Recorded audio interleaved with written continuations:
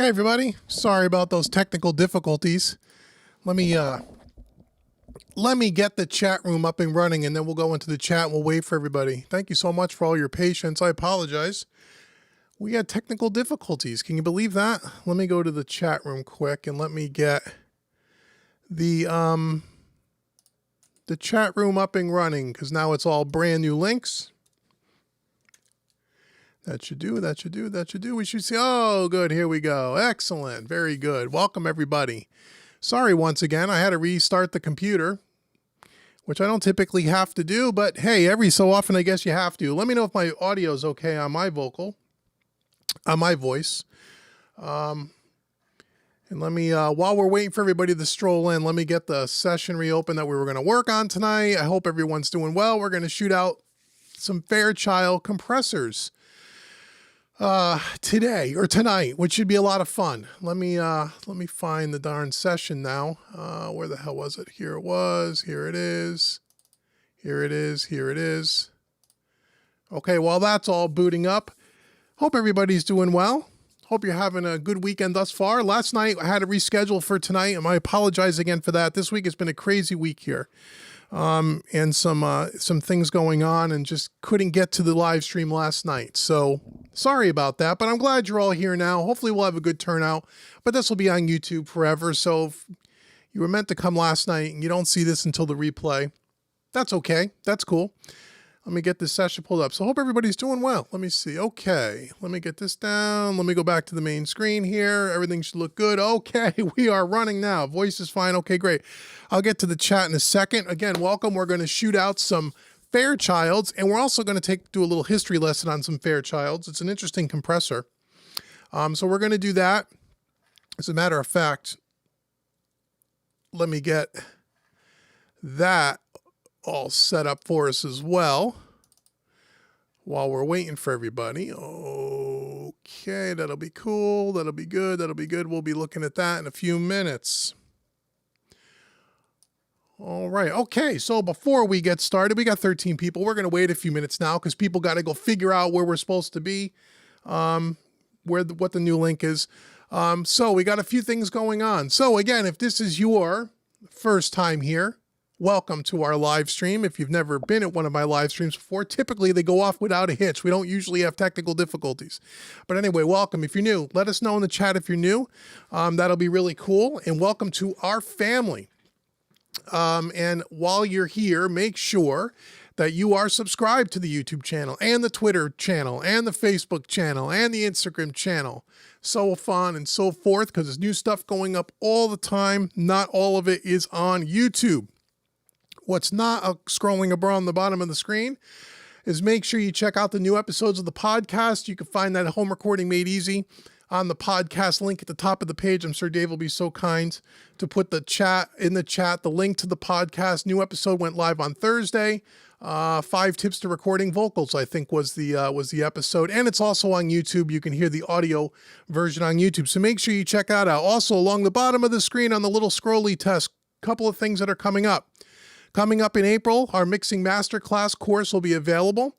You'll hear about that probably by the 15th of March. You'll start to hear about it. You'll be able to sign up to get notification. You'll be able to get in on the pre-sale. We're going to have a discount on the Mixing Masterclass for the first 5 days before it gets released. So you'll have an opportunity to check that out. I think you're really going to enjoy that. That's a really, really, really cool course. That thing's going to be awesome.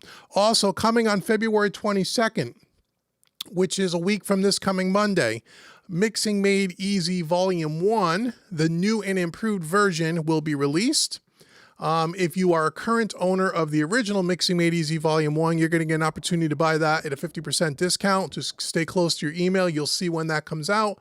And if you're someone who does not already currently own the current version of Mixing Made Easy Volume 1, there will be a sale the day that it gets released. I think it'll be 25% off. So if you're someone who doesn't own the first copy, well, you'll get an email with a 25% coupon, discount coupon. If you are someone who already owns that version, you will have an opportunity to buy the new version at 50% off. So the new version is a little bit longer. It's got more content. It's a brand new song. And it is just a much better, more, I feel, well-presented course with some extra bonuses that weren't in the first one. And this time we're focusing just with the stock plugins. There are no third-party plugins involved like the first one, the original one. And in this one, we do a lot, or not a lot, but we do a fair amount with reference tracks and ear training exercises, which was not part of the original one. And we spend a lot more time on EQ and compression with the stock plugins. So if you're someone who is new or relatively new, or if you just want a refresher, the new Mixing Made Easy Volume 1, I think you're really going to like. It's kind of new and improved as the Mastering Made Easy, Compression Made Easy, and the EQ Made Easy ones that we did late last year. They're bringing them up to a better standard, and it's just a better course. And so hopefully you'll want to check that out. And again, in the next week or so, you know, we'll be sending out emails so you'll know about that, but it's coming on February 22nd. So I hope you guys dig that. Also, if you find this live stream helpful to you in any way, feel free to use the super chat. I really do appreciate it. It helps me support this channel, and it allows me to carve out time in my schedule to come do these things for you guys week in and week out. So let's get to the chat and say hello to everyone. We got 32 people. This is great. And then we'll jump into Studio One. We'll talk a little bit about Fairchild. So if you haven't heard today and you're in the audio community, Rupert Neve had passed away today. A legend, obviously. Neve, the Neve consoles, the Neve equipment. Rupert Neve was a genius, an absolute genius. Not only designer of some of the most sought after mixing consoles and recording consoles ever made, but he was also, in part, the founder of Focusrite and the Focusrite consoles as well. A lot of people don't realize that the Focusrite consoles and Focusrite in general had a lot to do with Rupert Neve. So rest in peace, Rupert Neve. That's a terrible thing. Condolences go out to his family. You know, again, lost a legend in the pro audio community without a doubt. I mean, Neve is one of those brands that you don't find any, you know, crappy products made by AMS Neve. You just don't. Everything they make sounds amazing. They have a unique sound of their own. We use their channel strip plugins a lot here on the channel. I've had hardware of some of their 500 series stuff. I've worked on a Neve console for a very brief period of time at one time on an 88R. Just amazing pieces of gear. So, hey, what are you going to do? It's terrible, terrible. But yeah, so that's Rupert Neve. So let's say hello to everybody in the chat here. So Ian's here. Hey, Ian, how's up? What's going on, brother? Hey, David SJ, I'm up. Yay. Ian says it's always a good idea to restart your PC before you stream yeah, you know, I don't always do that. I don't normally have issues, but you're right. I probably should, because that seemed to solve the problem tonight. Third time's a charm. Yeah. Let's see. It's not that technical. Yeah, it's not that technical. Just hit restart. Sometimes it is, sometimes it's not. Eric's here. Hey, Eric, what's going on? Good to see you. Super. We're here. Yes, Tony, how you doing? Let's see. Who else is here? DJ's here. Hey, DJ. And Robbie Craig is here. What's up, brother? Good to see you as well. John is here. Hey, cheers from Brazil. Hey, welcome. I've discovered your channel recently. I don't remember why and how. That's okay. But it was one of your comparison videos. Love your videos. Keep it up, man. Thank you so much, man. I'm glad you discovered us, even if you don't remember how you did it. That's awesome. Make sure you go to homerecordingmadeeasy.com. There's a free mixing course for you, John. Right on the homepage. You ought to get that absolutely free. Go check that out. Giving away a free gift to first-time visitors. So go check it out. Let's see. Artist One says, hey, Artist One, do you ever give out mixing contests? I do at mixingmadeeasy.net. If you're a member of mixingmadeeasy.net, we do that every single month. Right now, the membership enrollment is closed.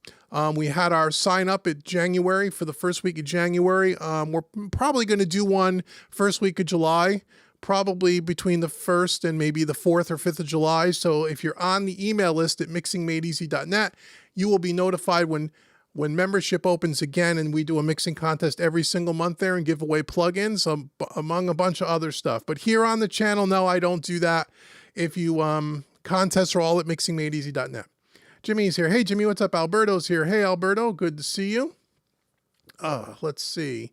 M1 Santana's here. Hey, what's up? Good to see you as well.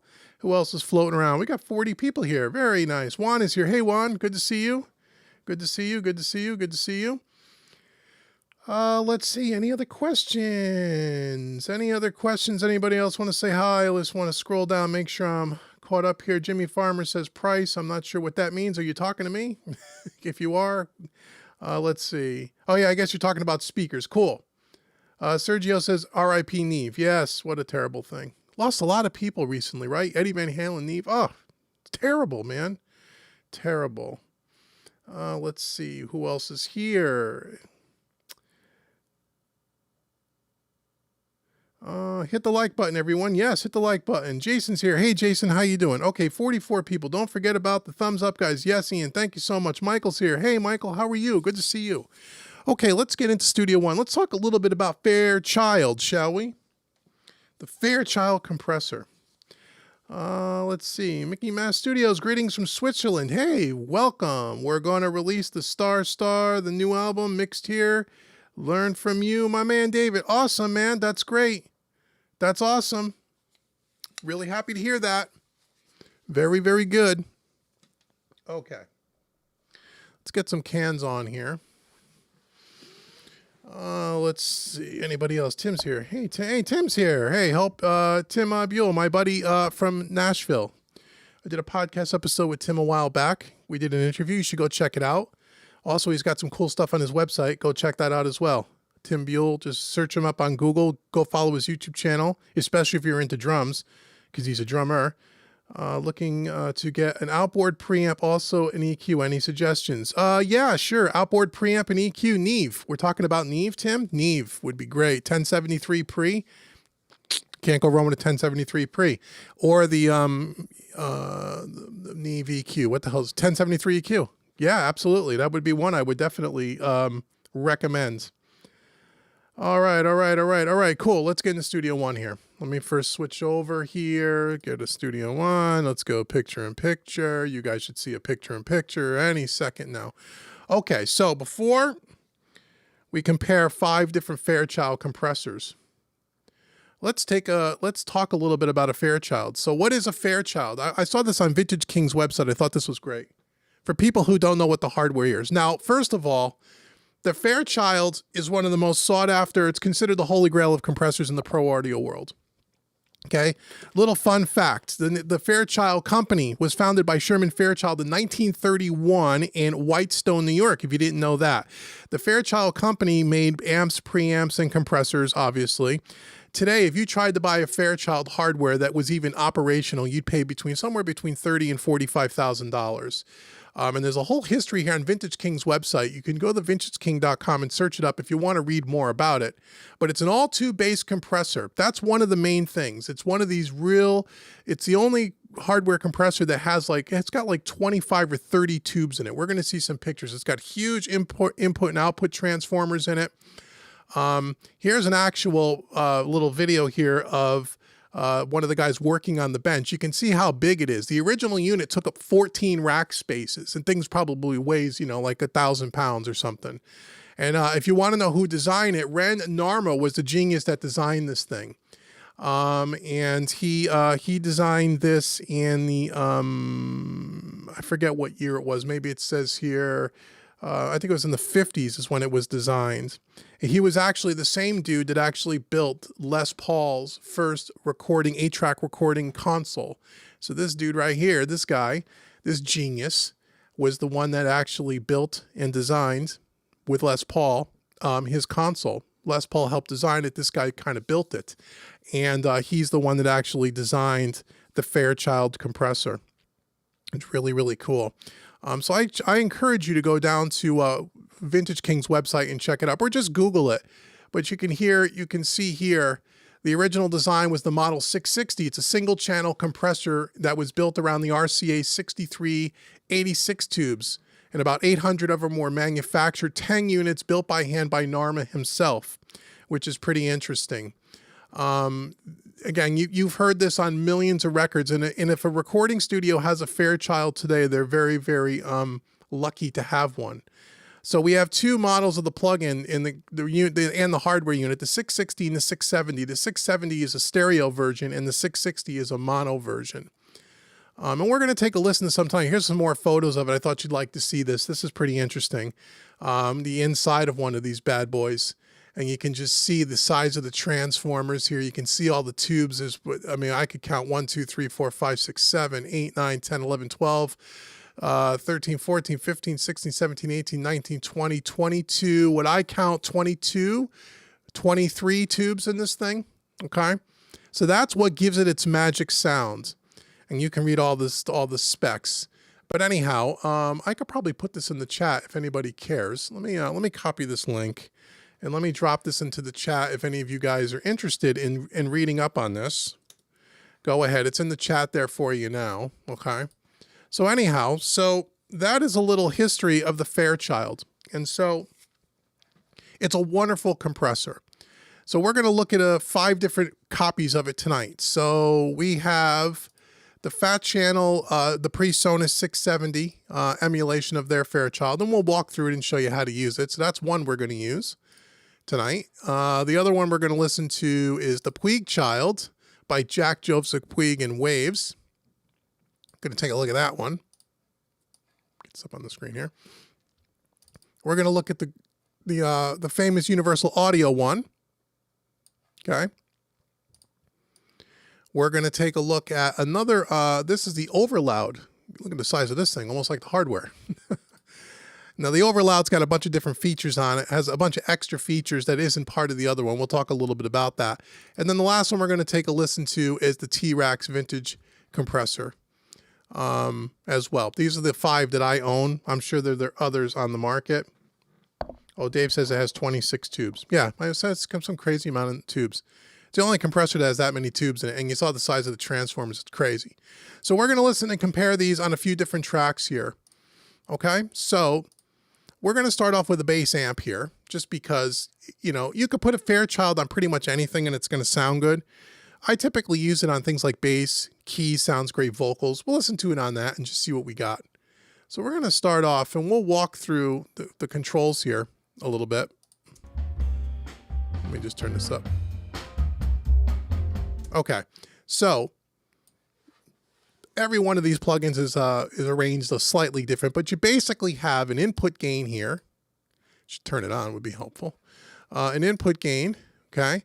We have a threshold, and we have this time constant. And what this does is this, there's 6 different step settings. Each one of those changes the attack and the release time. Each plugin is going to be slightly different for the milliseconds of attack and release, so you can read up on each in particular plugin. But I can tell you that on number 1, it's the fastest attack and release, and then it gets progressively a little bit slower until you get to 5 and 6. And 5 and 6 are dependent on the program material kind of going in. It kind of varies depending on what's being pushed into it. Okay, at least that's how the Universal Audio one works. I'm sure these all work pretty much the same way. We have a key filter here, which is unique to the PreSonus one, which we're really not going to use. But let's listen to this like on a bass guitar and just see what it kind of does. So you would push the input and then you use the threshold. And we'll start off with like time constant 1. So you can see instantly, as soon as I go to 1, you have a much more compression. It's a faster attack time.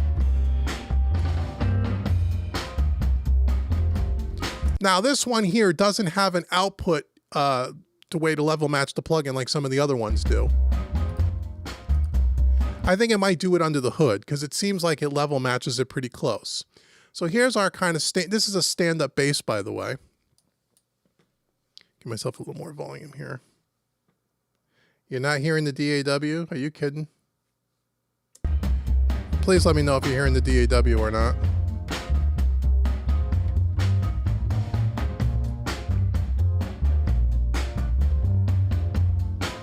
Are you hearing the DAW? Let me know if you're hearing that DAW or not. You should be.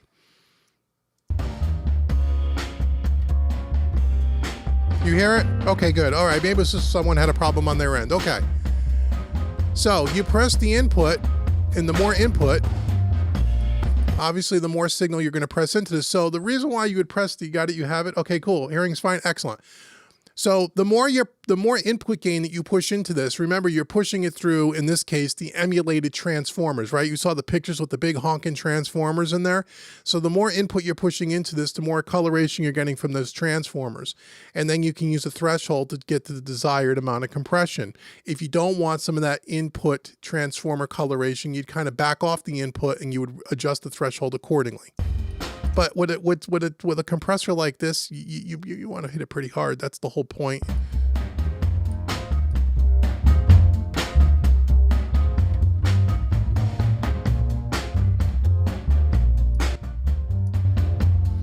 Okay, so it doesn't level match it. So that's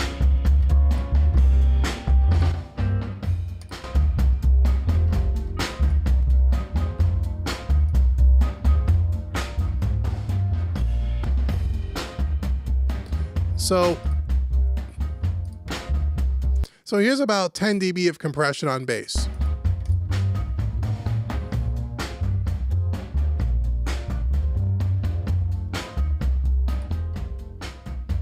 It really thickens up the bottom quite nicely.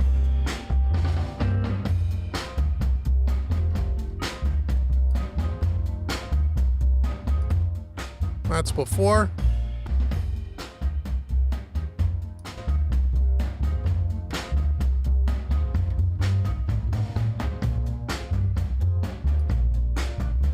Okay, now if we change the time constant, you'll see how you can see on the meter how much slower the release time is when you go just from 1 to 2. There's a fast release. Slows it up a little bit. Much slower release, right?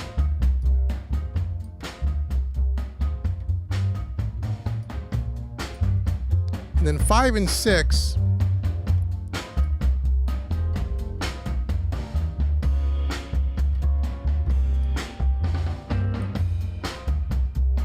I don't typically use 3, 4, and 5. Okay.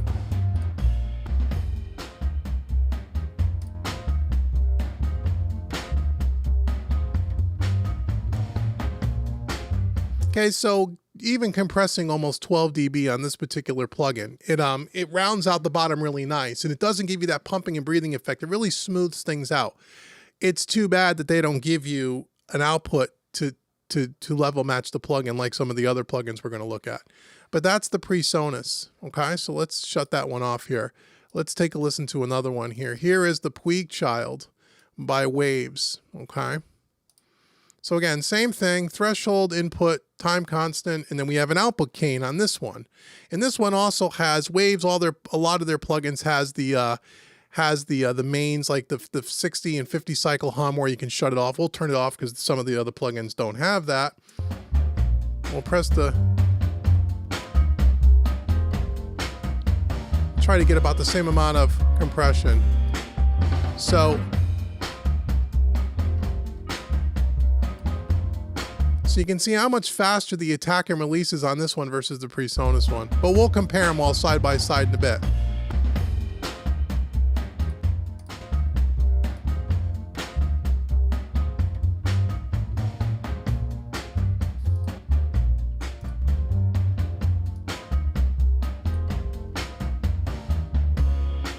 So we're doing about 7, 10 dB.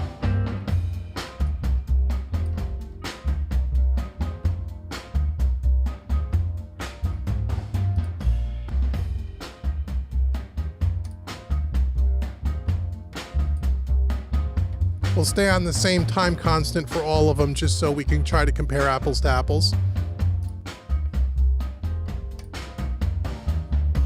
So this one will turn down the output a little to compensate.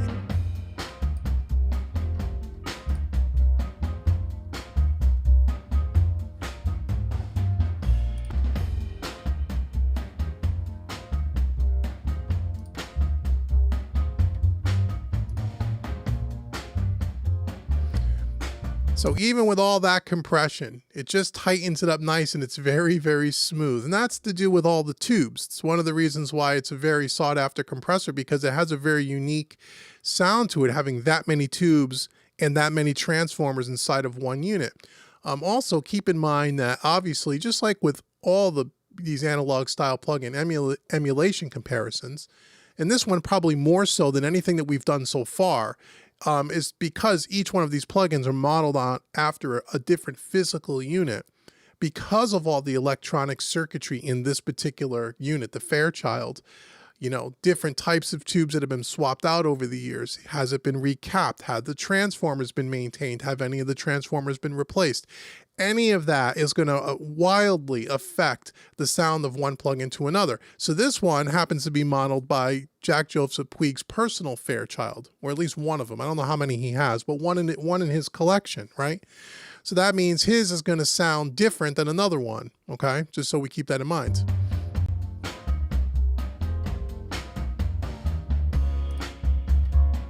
Before.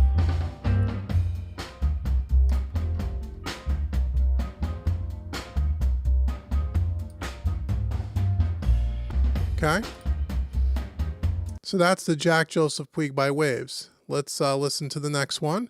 The next one is the Universal Audio compressor. Okay, same thing. Now the difference with the Universal Audio on this one is they have a wet dry mix. Some of the plugins will have them, some of them do not. This one does. We'll keep it on 100%. We have an output knob. We also have a sidechain filter on this one as well. Gotta turn it on, be helpful. There we go.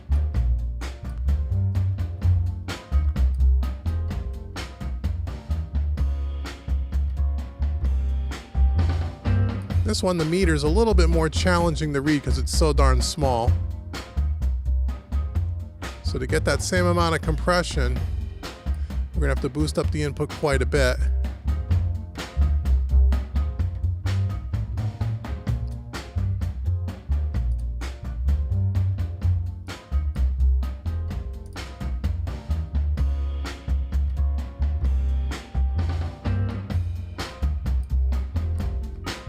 So on this particular unit, you have to push the input gain quite a bit, and the threshold almost all the way down to get that amount of compression.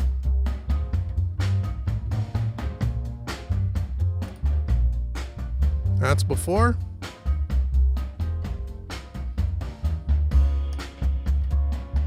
After. So this one has a little bit more of a 3D-ness to it.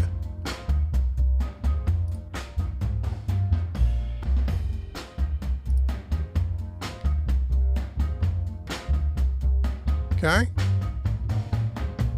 That's Universal Audio. Let's go to the next one. The last one, no, second to last one is the Overloud. Now the Overloud, I'll turn this one on. Okay, so the Overloud is the stereo version, and you can just link the two sides together by pressing the link button. So remember, the 670 and the 660. The 660 is a mono version. The 670 is a stereo version. As far as each one of these plugin manufacturers don't offer you both. They offer you, like Overloud, it's a 670. There is no 660. So let's see. We'll put it on the same time constant. We'll link the two sides together. Oh, and the difference with this one too, this one has some extra features in it. This one here has three different ones that they've modeled, and you can see that the face of them change a little bit. One out of a studio in London, one out of Los Angeles, and one out of Milan. Not sure which studios, but these are three separate modeled Fairchilds in one plugin. That's pretty cool. We'll listen to the differences between them. We also, let's see, have some sidechain filters. We have a wet dry knob thing like we do before. We also have an output level that we can tweak. So let's take a listen to this one and see if how much different this might be.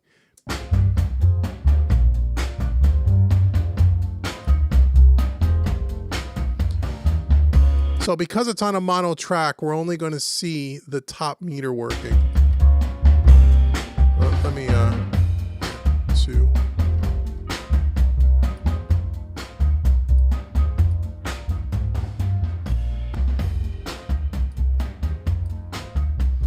Same time constant. Let's see if we...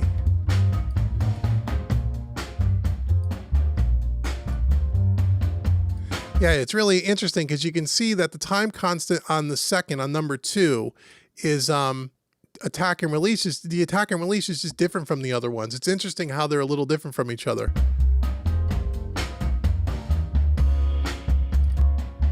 That's before. Turn down the output a little bit. Oh, it's wrong output, sorry.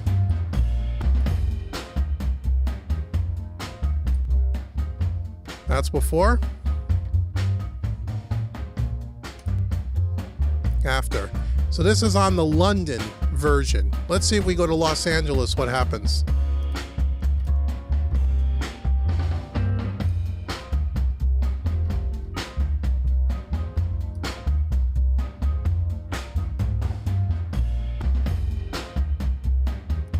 Then we have the one from Milan.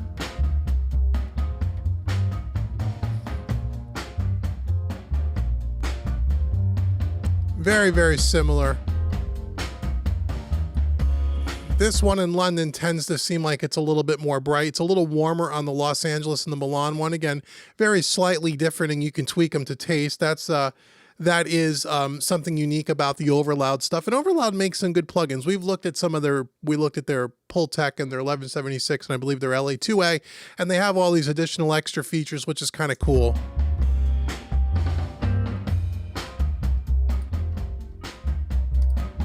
It's got a nice, real low end.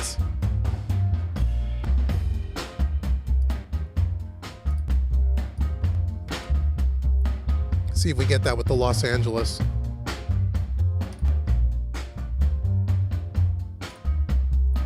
Not as much.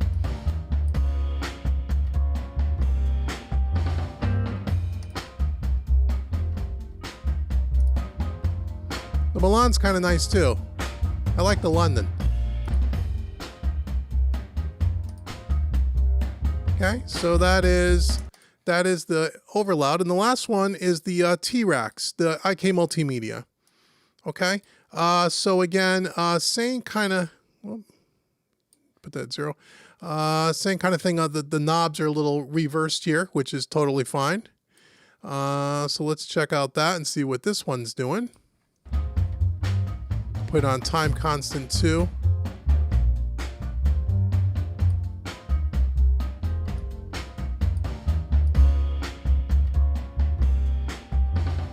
Yeah, it's interesting how much different the attack and release time is with each one of these, with the same time constant. Interesting.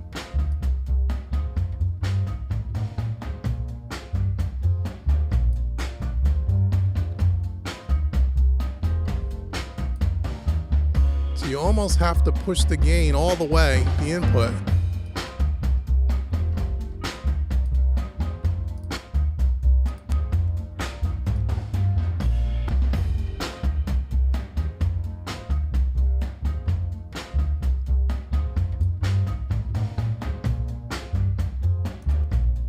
That's before. After. Here, turn down the output just a little bit.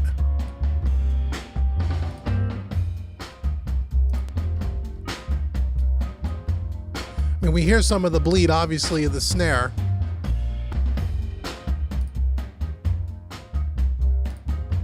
This has a little bit more of a round bottom end to it, too.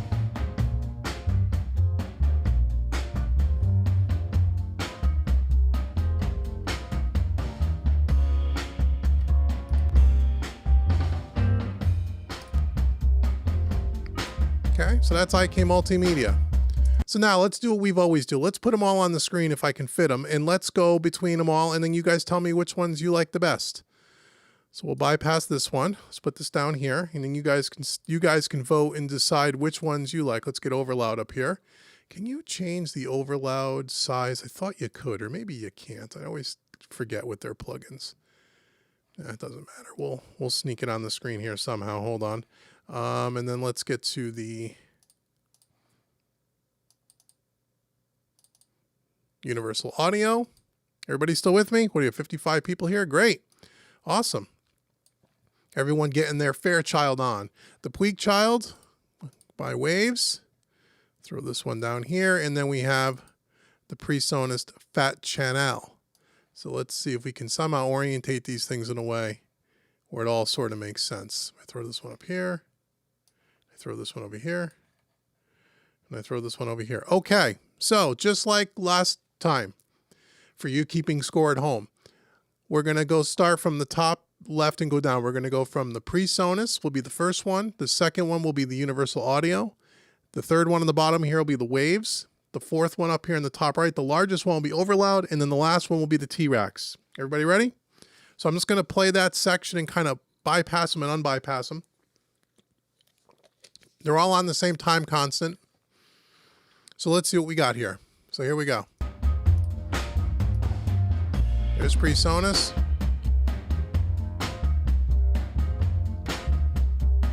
And PreSonus is the only one, by the way, it doesn't have the output knob.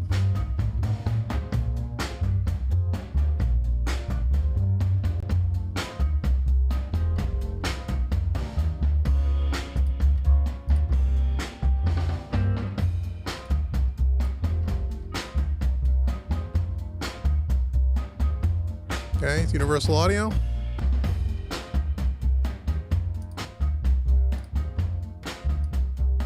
It's waves.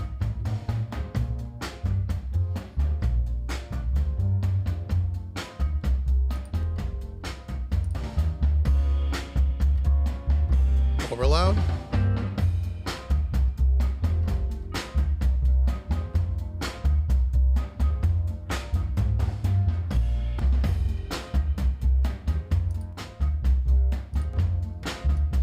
T-Rex.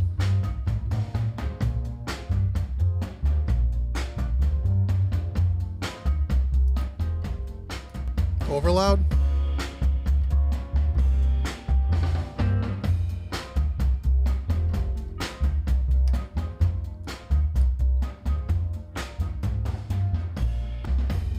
It's waves.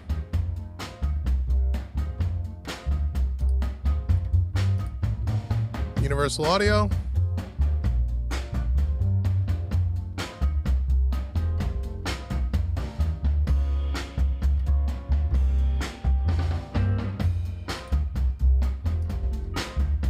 PreSonus.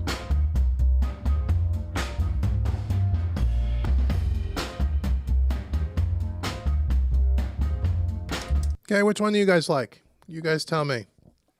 Which is your favorite? Let us know in the chat. And make sure you hit that thumbs up when you do it. Go ahead, come on. Which one do you like? Which one is the best? Which one do you think? Someone says they're surprised how good the overloud sounds. Yes, the overloud sounds pretty good. I like it. Overloud, okay. Sergio says I like the overloud. He likes the overloud. Okay, great.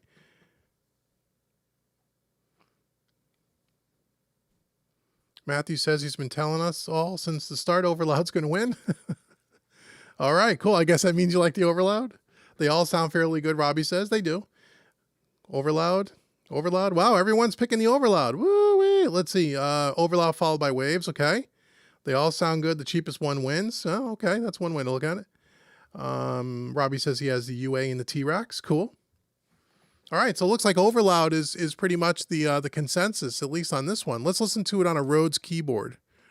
That'll be interesting, yeah? Let's listen to it on a keyboard. Okay, so let's get a Rhodes out here.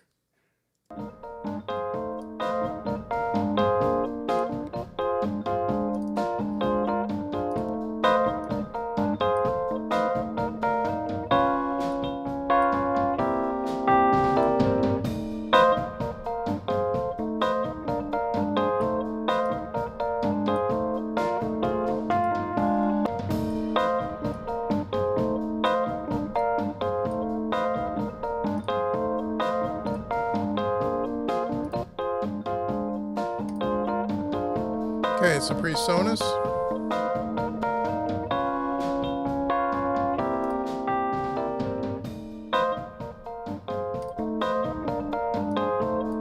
I can't understand why they wouldn't put an output knob on this like every other plugin. It doesn't make any sense to me.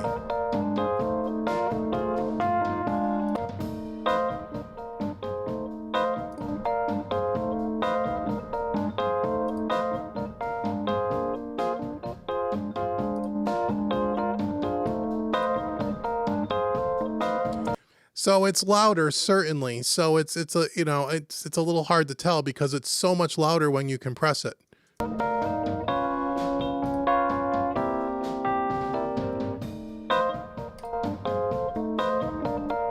But anyway, that's the PreSonus. Let's get out the next one. Let's get out the Fairchild. Here we go. Let's try this one.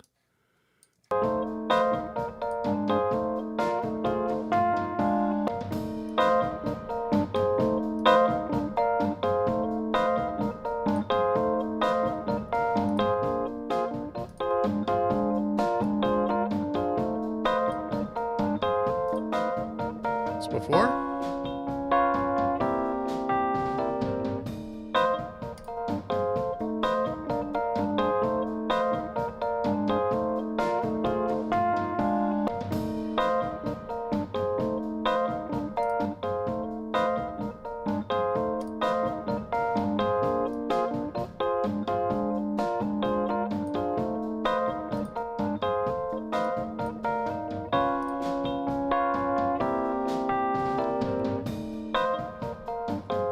Okay, there's our waves. Let's take a listen to the next one. Okay, let's universal audio. Let's check this one out.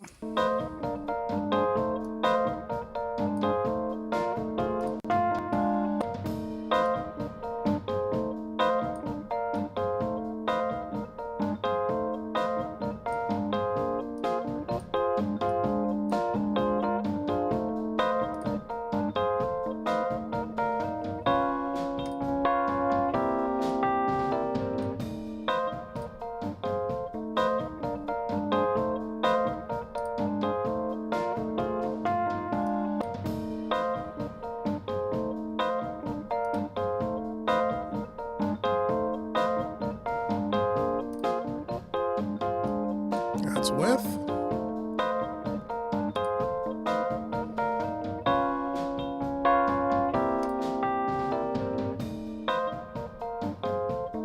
Okay, that's universal audio. Let's get the next one out here. What's the next one here? Over loud. Let's check that one out.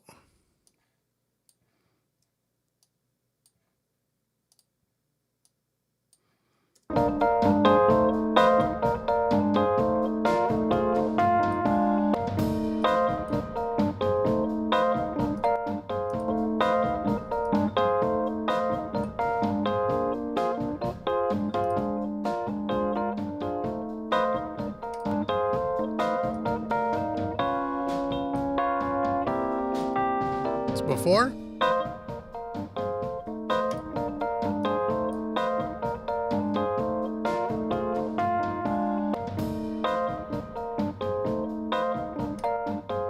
Before. After. Sounds good.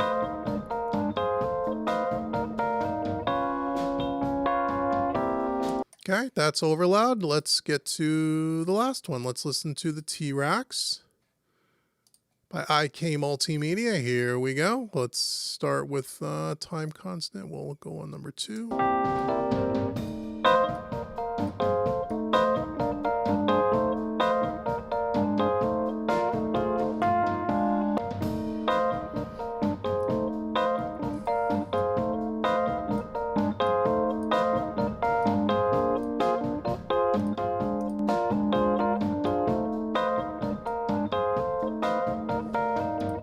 Before.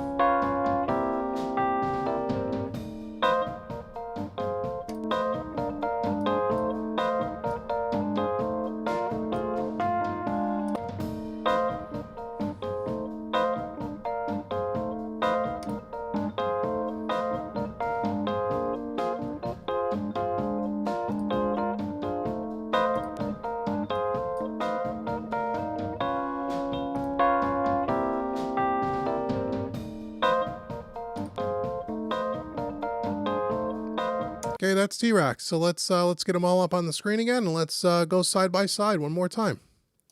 Let's see. Oops, my fault here. Let's see, overload. We'll put that one over here. T-Rex.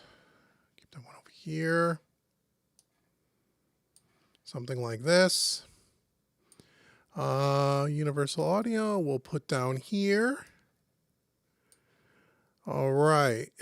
What do you think? Who do you think is going to win? Waves. We'll throw that one over here.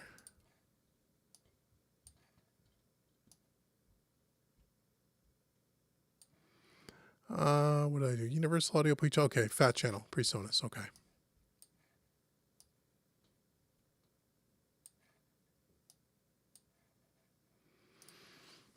Okay, so we're going to do the same thing as before. We'll start at the top. We'll work our way down. Keep your eye on the bypass button in the top left-hand corner. And you guys decide which one you like best. Here's the PreSonus.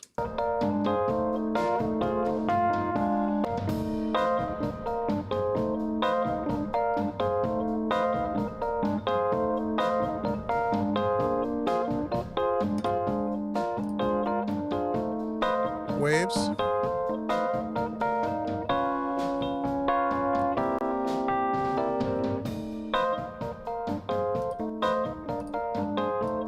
Universal Audio.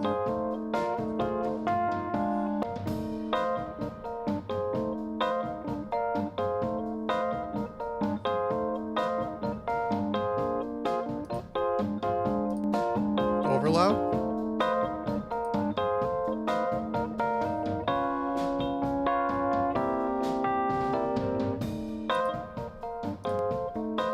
T-Rex.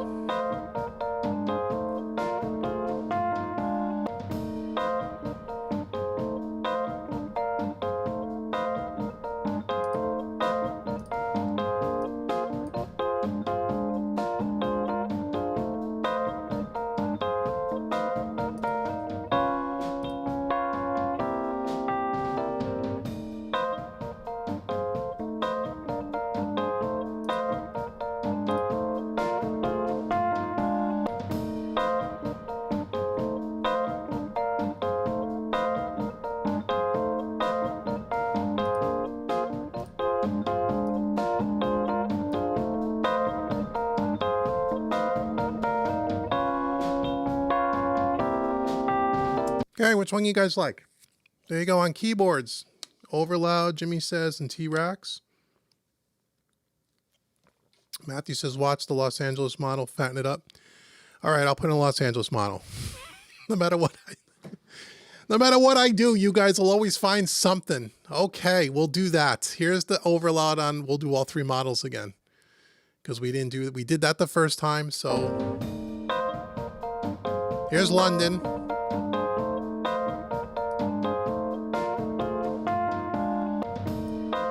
That's Los Angeles.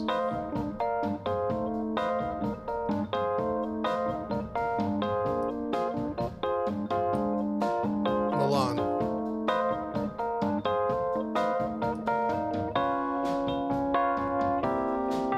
London.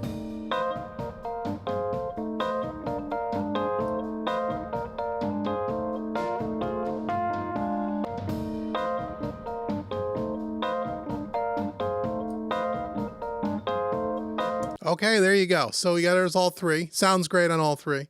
Okay, let's see. Who is people saying here? Let's see. Bobby says overloud and T-Rex. T-Rex close second. Overloud, Tony says is first. Overloud, T-Rex. GJ. T-Rex. Overloud is harsher. DJ. David S.J. says you didn't hear much of a difference. So this is the first week that T-Rex got any love. They did not even come in the top. They were towards the bottom on all the other plugins that we looked at prior to this one. The overloud sounds really good. I like the addition of the 3 different styles, but they sound very similar. And no one likes the PreSonus one at all, huh? Let's see. In a mix, I'll bet waves. Okay. Overloud. Okay. So it looks like overloud again. Look at that. Overloud again. Okay. Let's listen to it on a lead vocal. All right. That's where you would, this is where I typically use a Fairchild. I mean, I use it on other things, but I kind of reserve it for vocals because it just sounds good. So let's get a little bit of a loop of a lead vocal here, and let's see what we have. Take me down in my necklaces and gown, wanna play along tonight. Okay, let me, yeah, we can do that. Okay, let's get out the Fat Channel by PreSonus. Here we go. Take me down, give me glamour by the pound, it be going round tonight. Down at the palace, got to be addressed. Take me down where they mingle with the crown. Can we be profound tonight? Royal, take me down in my necklaces and gown. Wanna play along tonight. Take me down, give me glamour by the pound. It be going round tonight. Do time constant 1. Down at the palace, got to be address. Take me down where they mingle with the crown. This plugin's completely useless without a way to turn down the output. I don't understand that. I know someone in the chat said because the real Fairchild doesn't have an output. Is that true? That might be true, but every plugin should have this because this does not help you. Can we be profound tonight?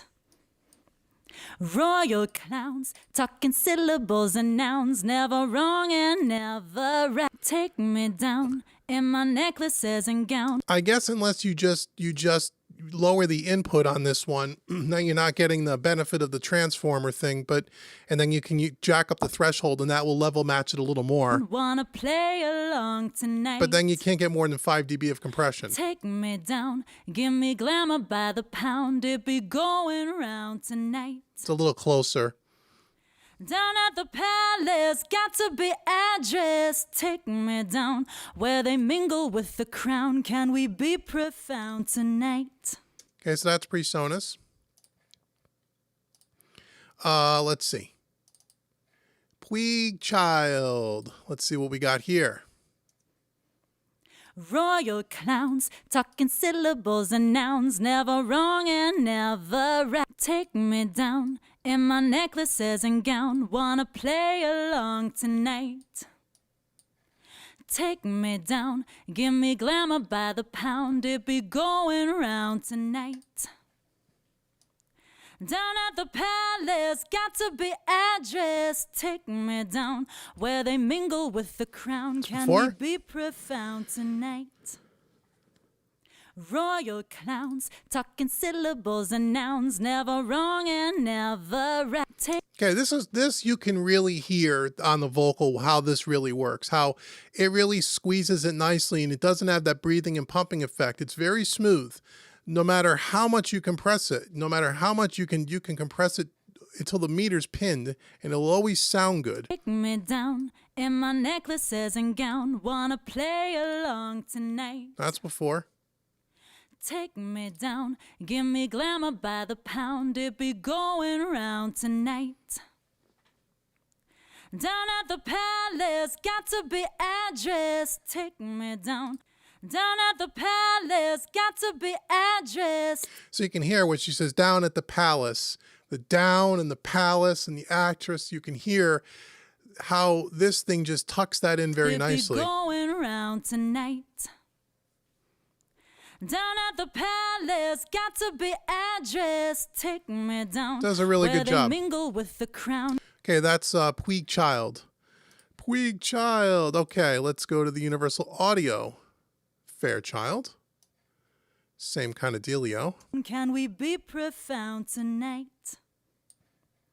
Royal clowns, talking syllables and nouns, never wrong and never right. Take me down in my necklaces and gown. Wanna play along tonight.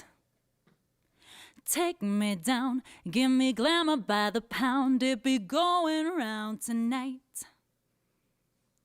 Down at the palace, got to be address. Take me down where they mingle with the crown. Can we be profound tonight?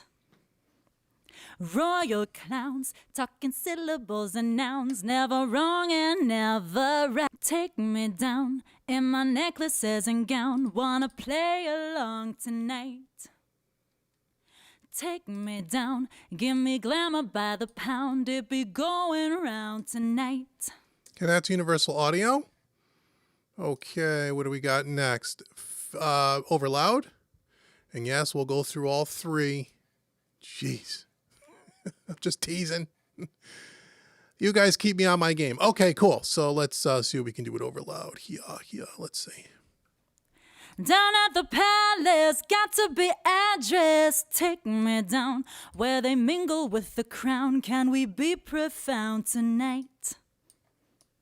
Royal clowns, talking syllables and nouns, never wrong and never right. Take me down in my necklaces and gown, wanna play along tonight. Take me down, give me glamour by the pound, it be going round tonight. Down at the palace, got to be address. Take me down where they mingle with the crown. Can we be profound tonight? It's a Los Angeles model. Royal clowns, talking syllables and nouns, never wrong and never right. Take me down in my necklaces and gown, wanna play along tonight. Take me down, give me glamour by the pound, it be going round tonight. Down at the palace, got to be address. Take me down where they mingle with the crown. Can we be profound tonight? Okay, there's overloud. Sounds good. The difference between the three, not as obvious to me on this particular track, but it still sounds great. Okay, T-Rax is the last one. Let's try that and see what we got going on there. Here we go. Royal clowns, talking syllables and nouns, never wrong and never right. Take me down in my necklaces and gown, wanna play along tonight. Take me down, give me glamour by the pound, it be going round tonight. Down at the palace, got to be address. Take me down where they mingle with the crown. Can we be profound tonight? Royal clowns, talking syllables and nouns, never wrong and never right. Take me down in my necklaces and gown, wanna play along tonight. Take me down, give me glamour by the pound, it be going round tonight. Down at the palace, got to be address. Take me down. Okay, there's a T-Rax. Okay, let's put them all up on the screen again and let's battle royal them one more time and see what you guys think. Whoops, I forgot to pin it. Sorry about that. Pin this up here. Let's put this down here. Like that. Okay. And then we will put Universal Audio down here. Weak Child.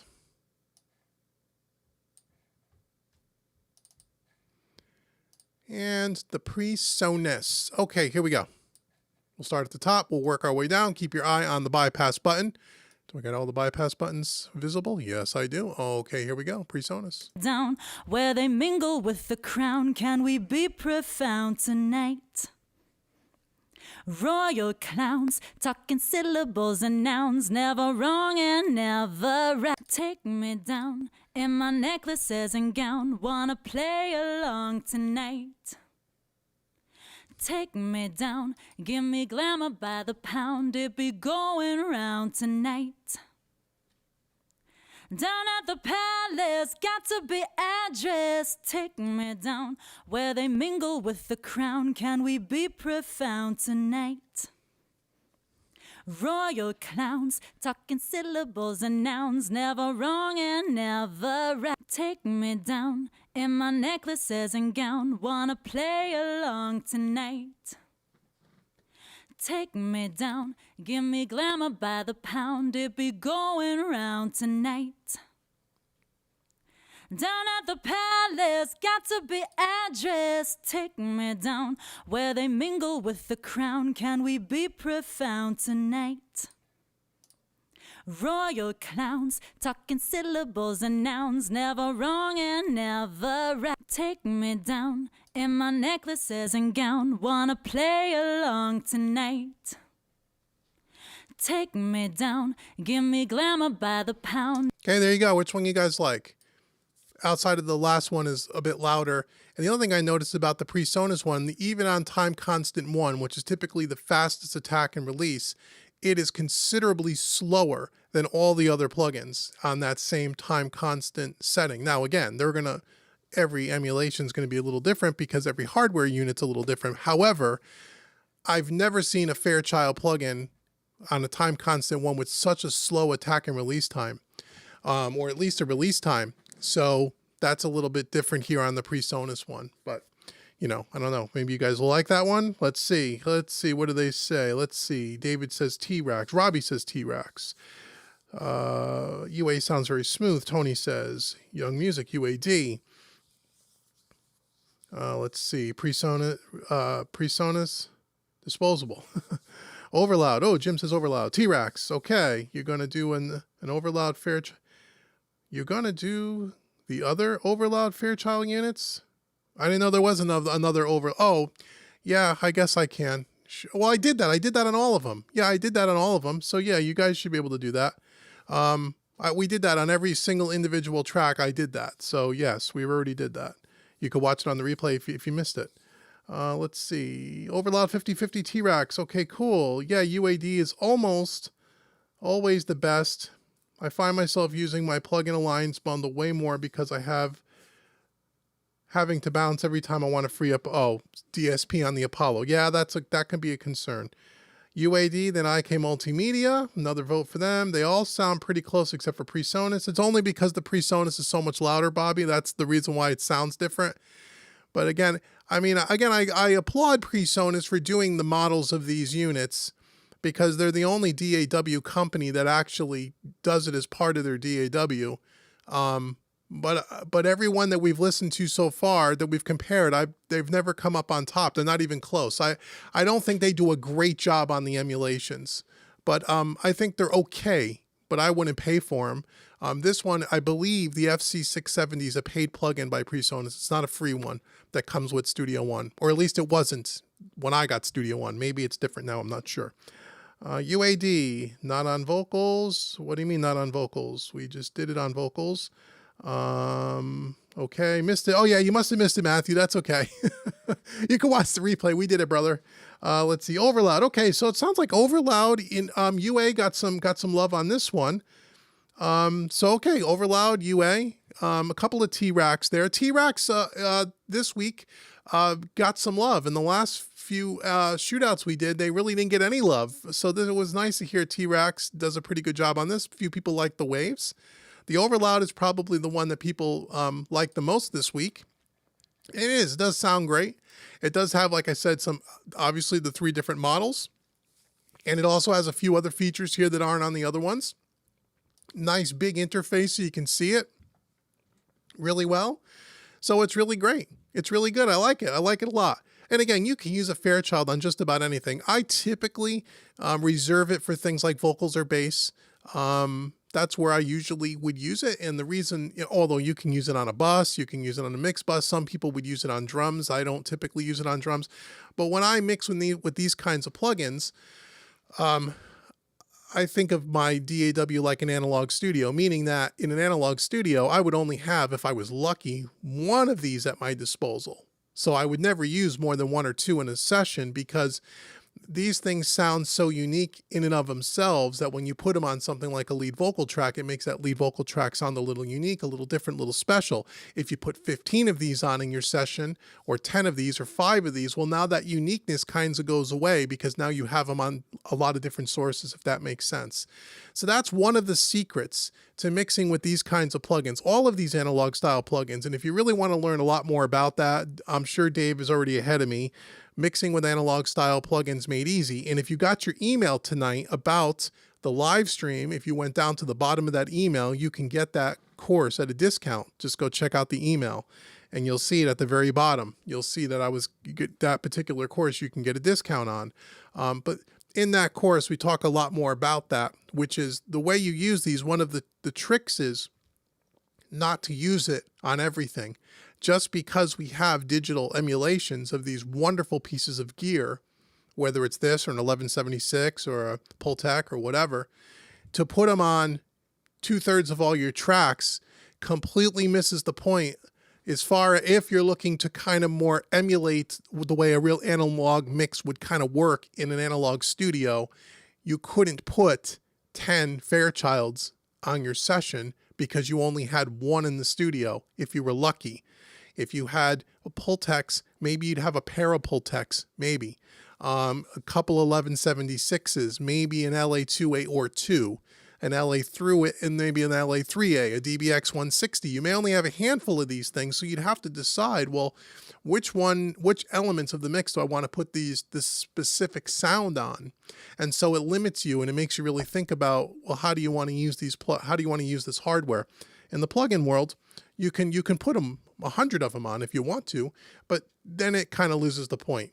So again, check out Mixing with Analog Style Plugins Made Easy. We talk a lot more about that concept among a bunch of other things. And I say this all the time to people, and a lot of people here in the chat, I recognize a lot of the names, obviously, have this course, and they'll vouch for it.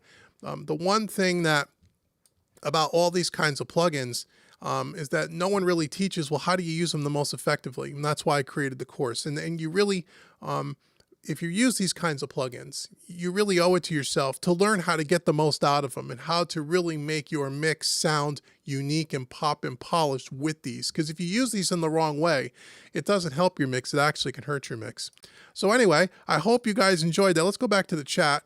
Hopefully you enjoyed that demonstration. I thought that was a lot of fun. Overloud got a lot of votes tonight. T-Rax got a lot of votes tonight. So that was pretty cool. If you have any questions at all, we still got 83 people here. This is wonderful. Once again, I'll go back to the main screen here. Make sure that if you're new here, go to homerecordingmadeeasy.com. Make sure you get your free mixing course. It is right on the homepage. Big orange button. You can't miss it. It's worth $50. Go get your free mixing course today. And once you get that free mixing course, you will be on the email list, which will entitle you to additional or future discounts, coupons, sales, and such that are not made available to the general public. So if you're into my training courses, you want to be on the email list because then you don't pay full price for anything. Okay? That's why you do it. So go get your free course. And also, again, if you're interested in the mixing masterclass that's coming in April, stay close to your email. That there'll be a whole page and things. You'll be able to go read all about the mixing masterclass probably in the next 2 or 3 weeks. Don't worry. And then again, coming February 22nd, the rebirth or reboot or rebuild of Mixing Made Easy Volume 1 is coming, and you're really, really going to like Mixing Made Easy Volume 1. So I encourage you to check that out. And again, use the super chat if you found this stream helpful to you. Let's go back to the chat and let's see if we have any questions. Tony said, great job, Dave. Thanks, Tony. Appreciate that, brother. Oh, what else going on here? Stanley says, the training courses are excellent. I have almost all of them. Excellent. Thank you, Stanley. I'm glad they're helping you.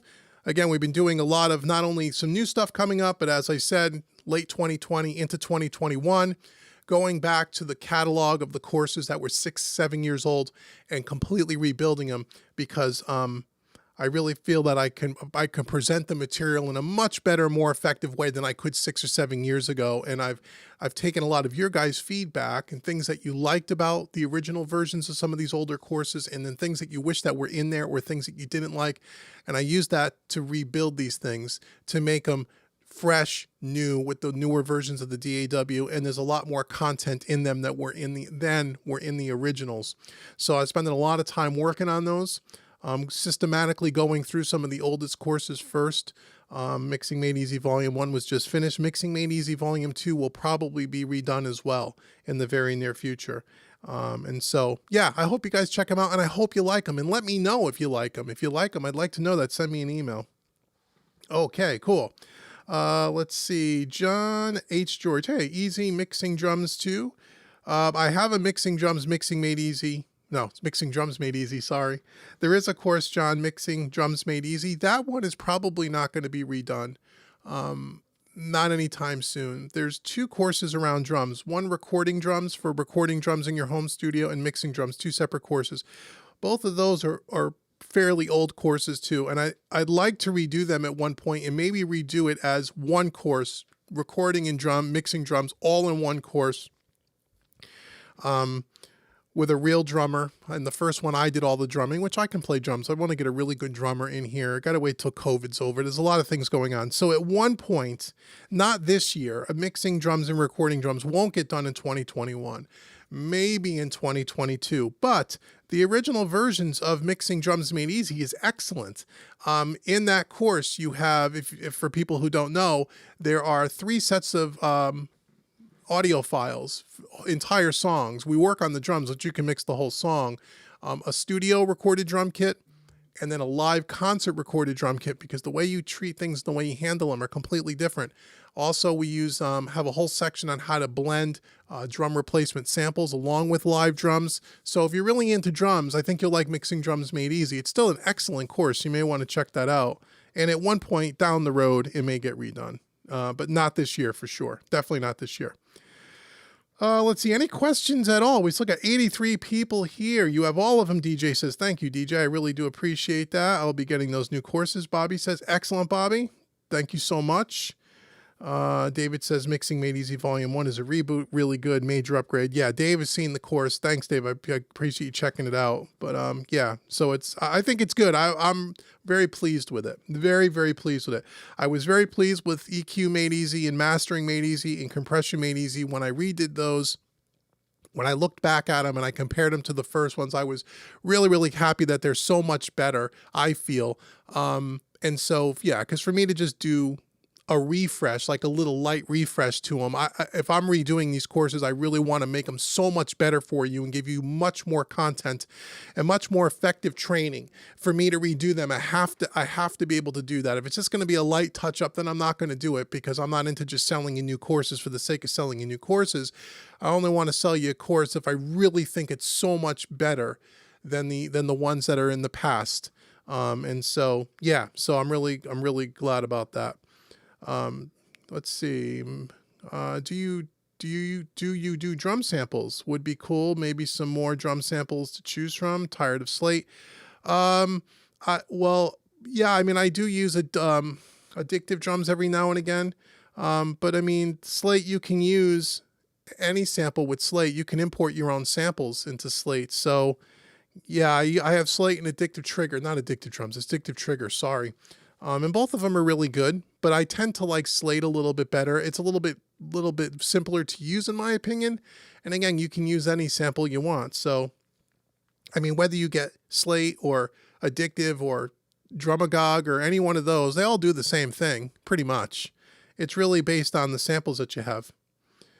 Let's see. Ian says, if anyone wants budget studio monitors, tell them to get the Callies. Yeah, that's right. You got the Callies. And I think Jimmy Farmer has Callies too. Right, Jimmy? I thought you said you had Callies.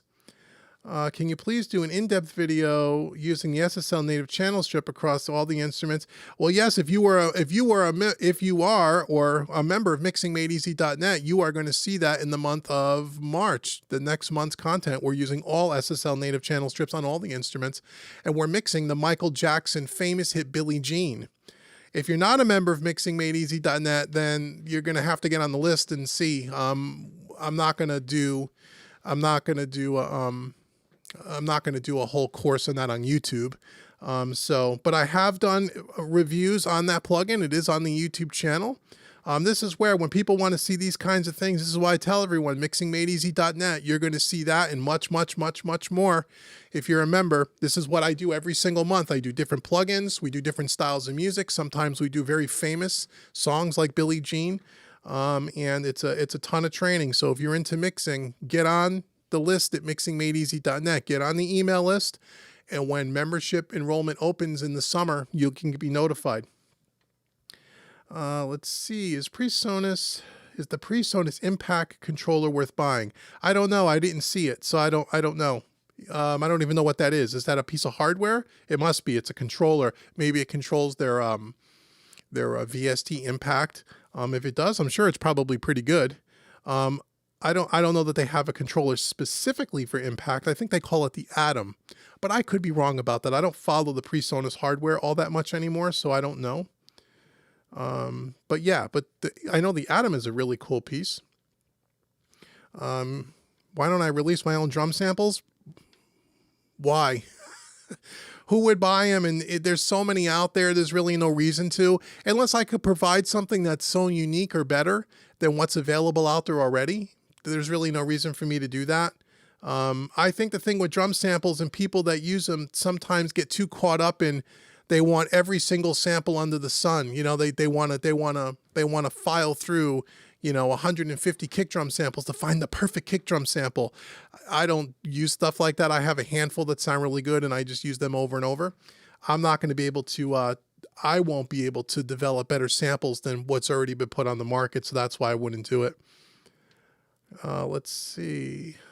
Any other questions? Robbie says he's got to go. Bye, Robbie. Hey, Lewis, what's up going? Good to see you. Oh, you meant to say the PreSonus Atom, is it worth buying? I think it is. I don't have one. I don't know, but I know people that use it and like it. I would think so. I think it's only $100 too. For $100, if it works, it's definitely worth buying. Ian says, Dave, do you know how long you came from the first starting out? You know how long you came from the first starting out in a home recording made easy. Look where you are now. I'm proud of you. Keep it up. Oh, thanks, man. Appreciate that. I appreciate. There is no home recording made easy if there isn't guys like you and everybody in this chat tonight and everyone that buys the courses and everyone that follows me on the YouTube channel and all the social media. Without you guys, there is no home recording made easy. So I really do appreciate that. And believe me, I work my tail off 6-7 days a week to try to constantly improve not only the brand, but really the training. And there's a lot of stuff you guys don't see in the background that I do to really, home recording made easy. I plan to be here another 10 years minimum. And so I'm trying to continually improve the experience for you guys. So you guys get an enormous amount of high quality training at the best prices that you'll find anywhere. And that's my goal. And so I'm glad, thanks for saying that. And I'm glad that it's helping, and I'm going to continue to try to get better at it and try to help you guys as much as I can. Switzerland signing off, 2:20 a.m. Hey, thanks for staying up so late. Go to bed. But I appreciate you sticking up. And this will be on the YouTube channel, so you can always watch the replay tomorrow.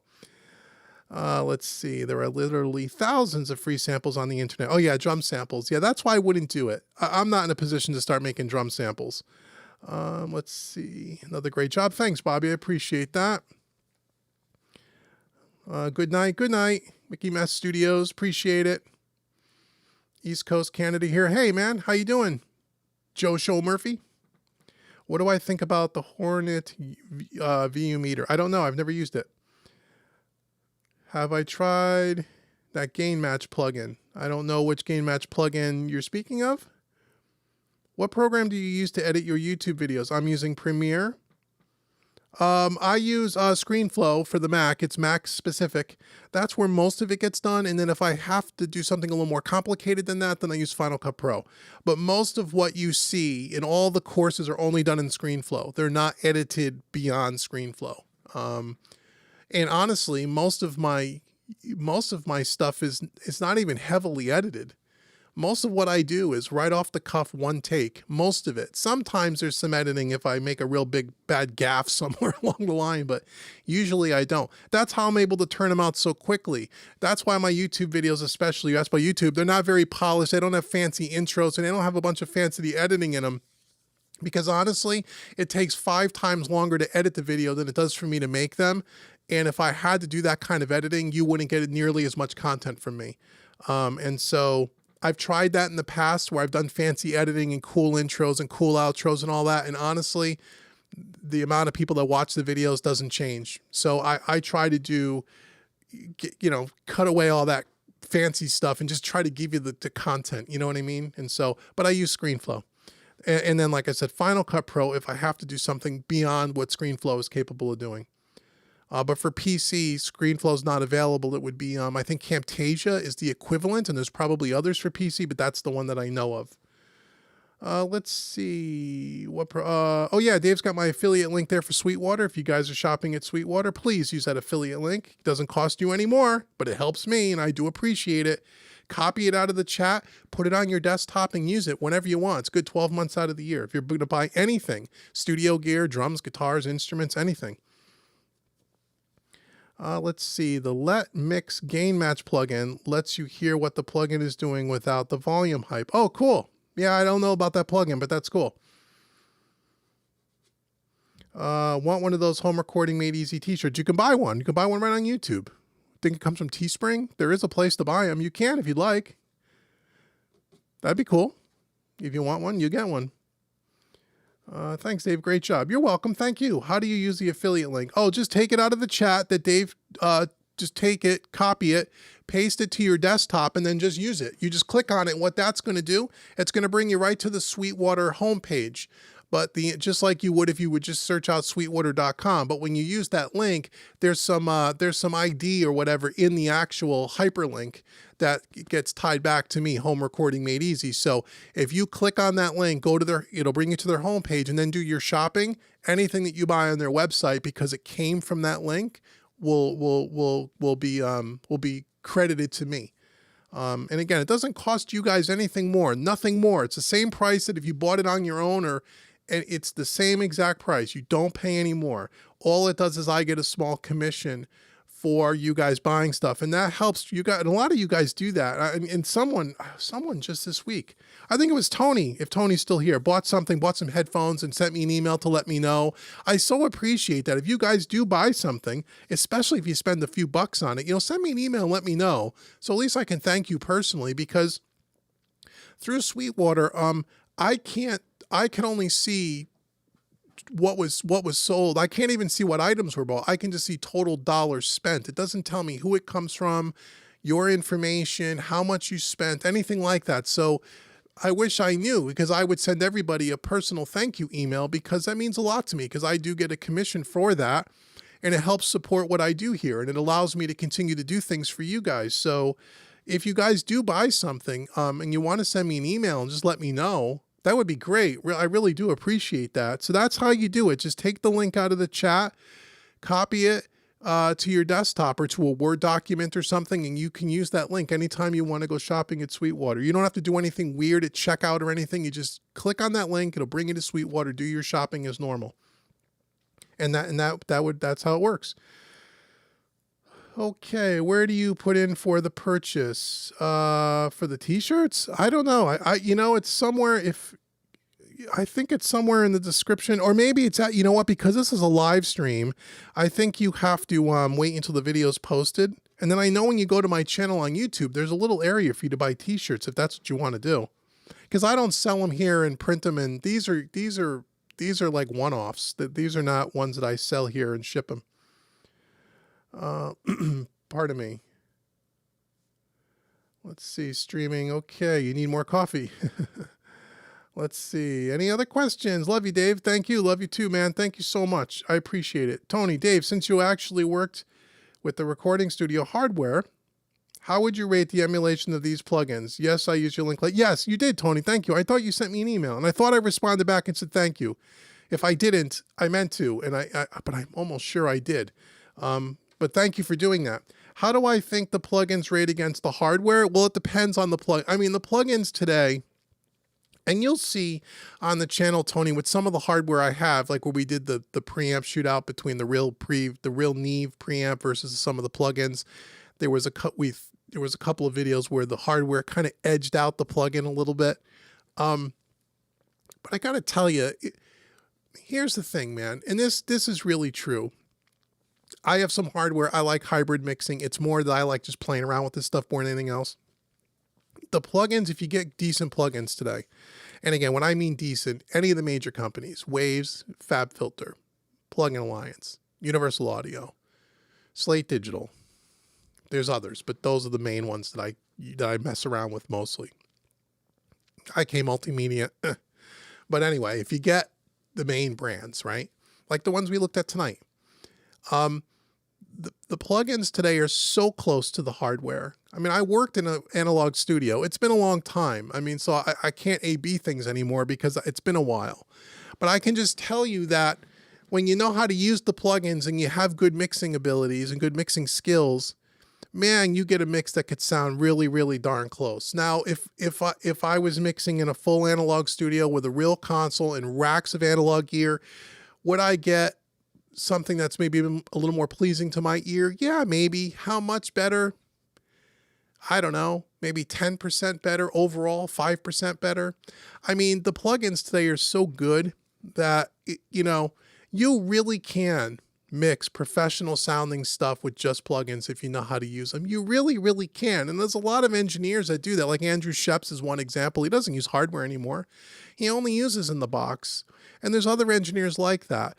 But you also got to remember too, not only are some of those guys fabulous mixing engineers, but you also got to remember, and this is the part that a lot of people forget, is that when you're talking about mixing records of that caliber, these guys are being delivered wonderful productions, wonderful or wonderfully written songs, wonderfully recorded tracks by top-notch musicians.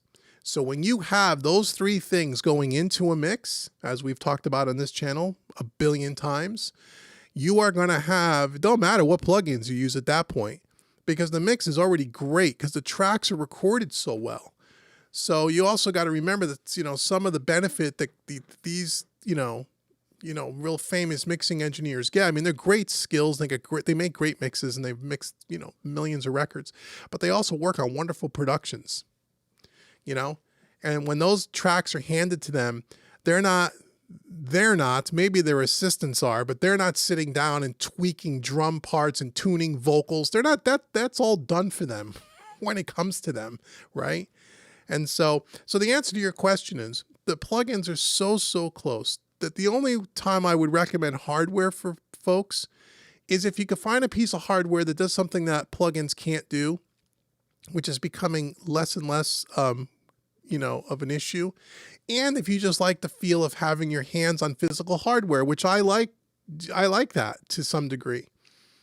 But other than that, the plugins are fantastic, and they're becoming better and better all the time.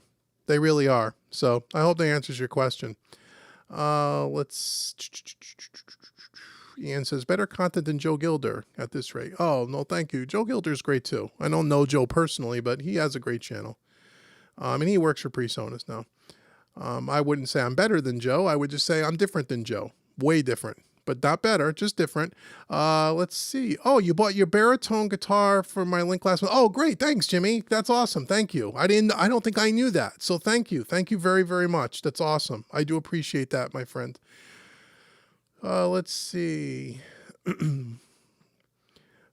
Tony says, I did send you an email back, Tony. I thought I did. When I see you guys buy something, I try to make sure I respond right away. If I had to choose between an SSL EQ, a UA EQ, and a Nirvana type song, what would you choose? Oh, in a Nirvana, I don't know. I mean, either one wouldn't matter.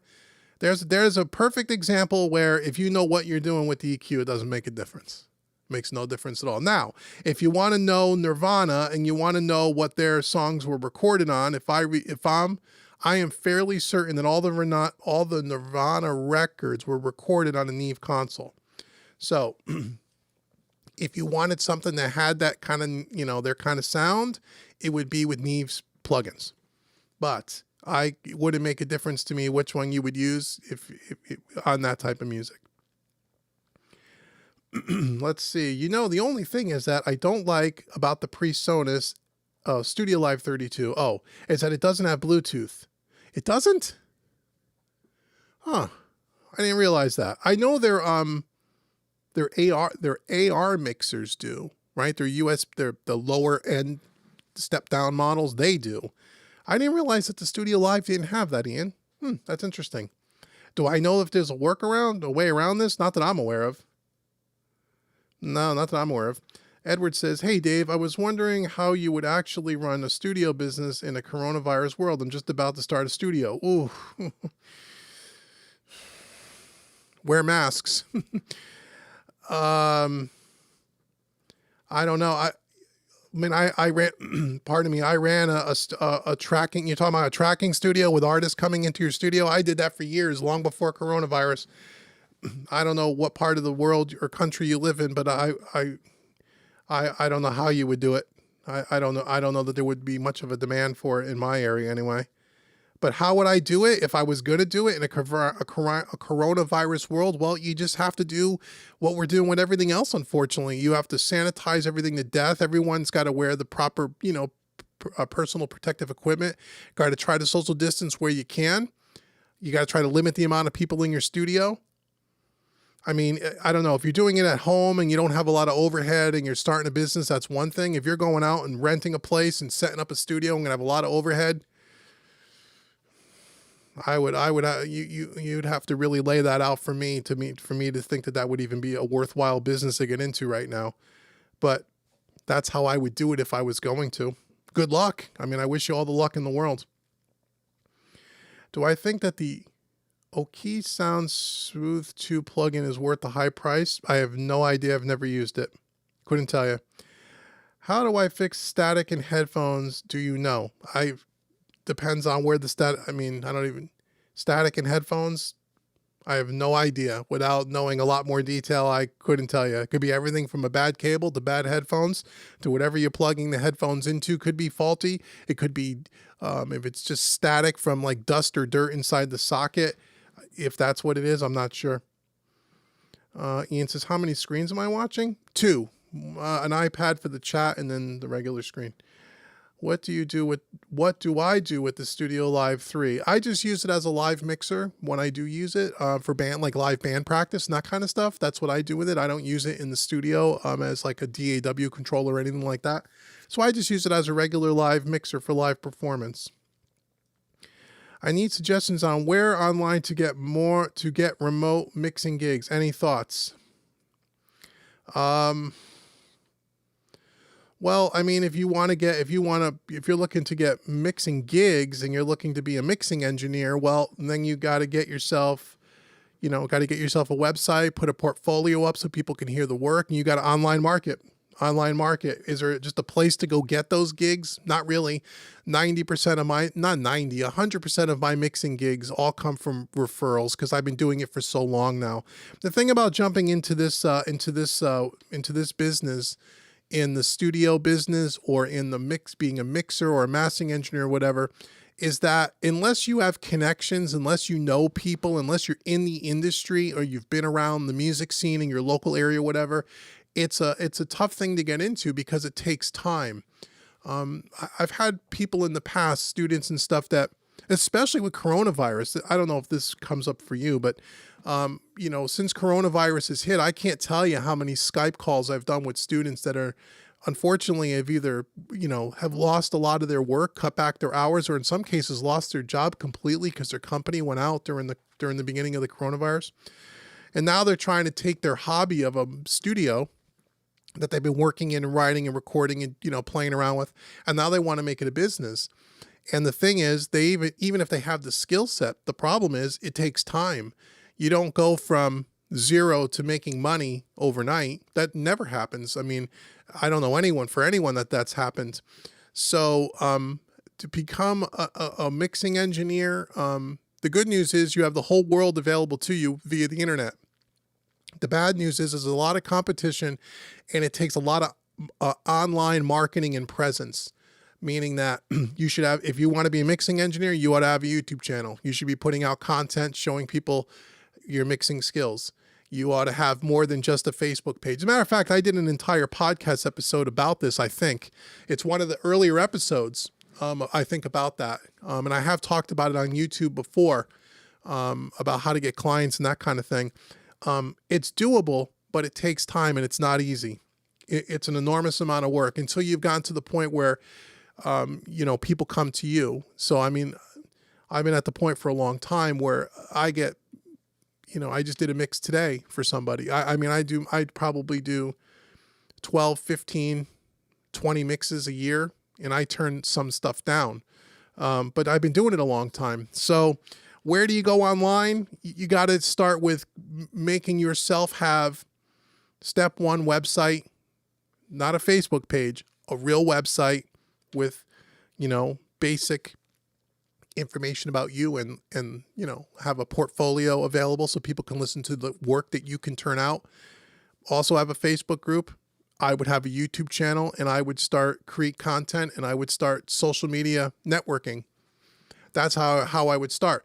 The other way you could start too is if you do have local areas and artists and such in your area where you have, I know, again, people aren't playing out today and those kinds of things, but if you have local artists and bands that you can record for free to get some to get some work going, to start to get your name out. That's the kind of way it works. It's unfortunately, it's a slow build. It's not something that happens overnight, but it can be done. I hope that helps. I know it's not probably exactly what you wanted me to say, but that's just the reality of it. Let's see. What is my favorite console desk? Probably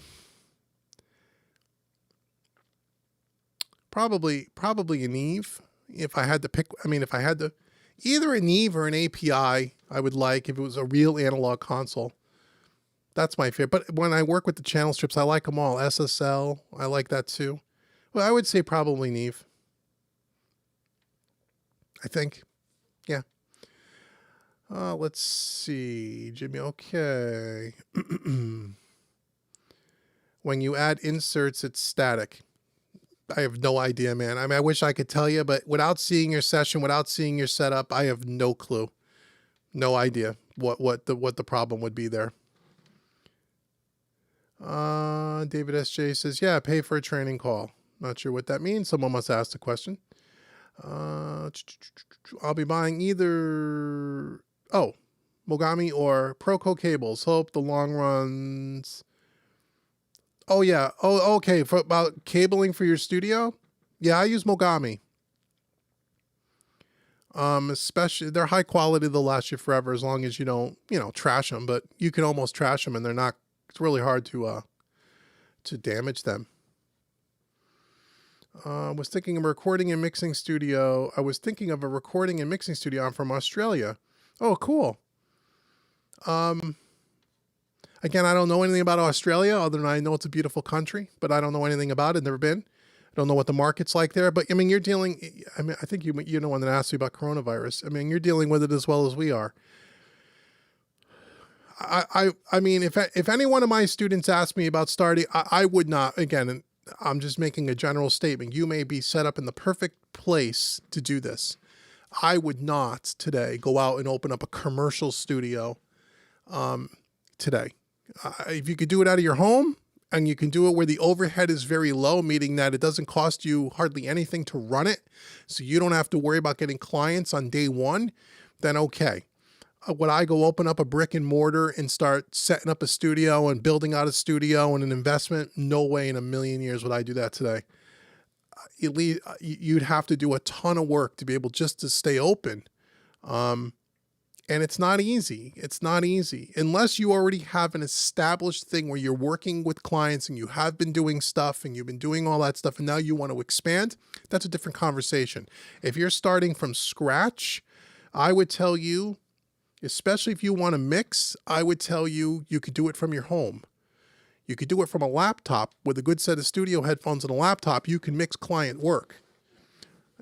I would do that first. It doesn't cost you anything to do that. But again, I don't know your situation personally. Like I said, Edward, I do tons of if you at one point want to book a Skype session with me, I do business coaching for people all the time. I'd be happy to talk to you about your particulars and maybe I could give you some better advice without knowing all your details. But yeah, I could do that if you want. Let's see. Bye bedtime. Bye John. Let's see. We still have 56 people. Great. Any other questions? Any other questions at all? I'd be glad to try to help. 5:40 in PM there. Oh, Ian's 5:40. Okay, so Ian, you're behind us. I'm at almost 9 o'clock. Okay, anything else? Yeah, Dave. It's been a long live stream. We started a little late. I know, my apologies. Any more questions? Go ahead. Go ahead. Ask them now.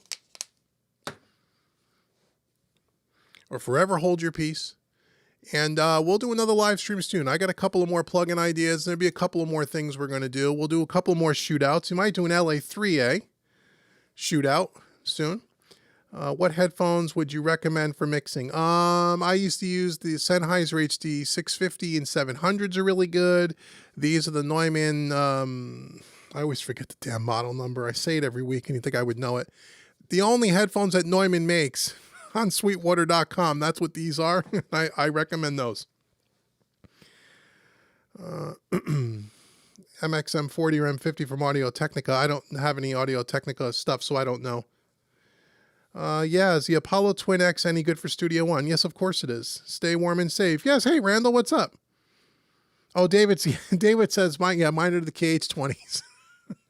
He knows my headphones better than I do. But yeah, you go on sweetwater.com, search Neumann, they're $499. The best mixing headphones I've used so far. Would PSP Infinity Strip be a good buy in comparison to a UAD SSL strip? No, not my opinion. It's a different thing. The PSP Infinity Strip is a 500 series module with a bunch of modules in it.